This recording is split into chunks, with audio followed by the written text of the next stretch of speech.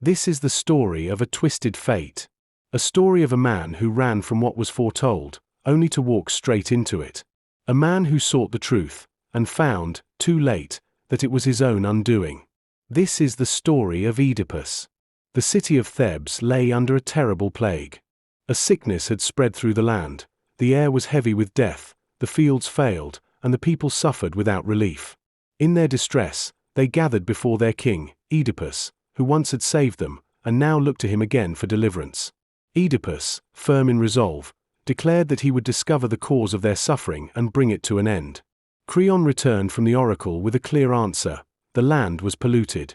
The blood of King Laius had not been answered for.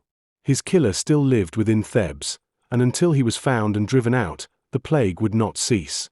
Hearing this, Oedipus spoke before the people and laid a solemn judgment upon the unknown man. Whoever he might be, he would be cut off from the land and cast out. Thus, without knowing it, he spoke against himself. To seek the truth, he summoned the blind prophet, Tiresias. When the prophet stood before him, Oedipus demanded answers. Yet, Tiresias would not speak. He warned that the truth was dangerous, and better left hidden. But Oedipus pressed him. His questions grew sharp. His patience failed. He would not be denied. At last, compelled beyond silence, Tiresias spoke: "You are the man you seek." Oedipus rejected it at once. Anger rose in him. He accused the prophet of deceit and turned upon Creon, suspecting a plot against his throne. Then, Jocasta came forward. She sought to calm him, urging him not to trust prophecies. She spoke of one given long ago to Laius, that he would die by the hand of his own son. Yet, she said, this had not come to pass. Their child had been cast away in infancy, and Laius was later killed by strangers, at a place where 3 roads meet. At these words, Oedipus grew still. A memory stirred. Slowly, he spoke of a journey long past, of anger, of conflict, of a man he had killed at a crossroads.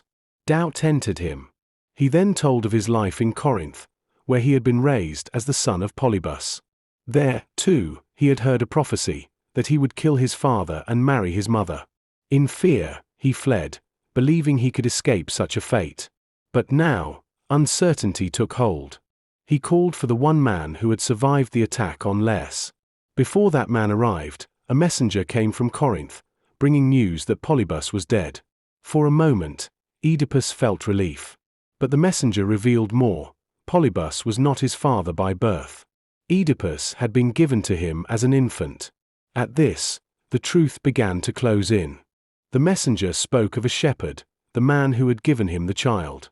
That shepherd, it was said, had once served Laius. Jocasta understood then. Fear seized her, and she begged Oedipus to stop, to ask no further questions. But he refused. The shepherd was brought in. He hesitated. He resisted. But under pressure, he spoke. The child he had once carried was the son of Laius and Jocasta, meant to be left to die, but spared instead. That child was Oedipus. And with that, all was made clear. The man he killed at the crossroads was Laius, his father. The woman he had taken as wife was Jocasta, his mother. The prophecy had been fulfilled. Jocasta, unable to bear the truth, withdrew and took her own life. Oedipus, upon finding her, was overcome with grief. In his anguish, he struck his own eyes, choosing blindness over the sight of what he had become. When he returned, he was king no longer. He asked to be sent away from Thebes, that the land, now cleansed, might at last be free of suffering. And so, Oedipus, once the savior of Thebes, became the cause of its suffering, and its end.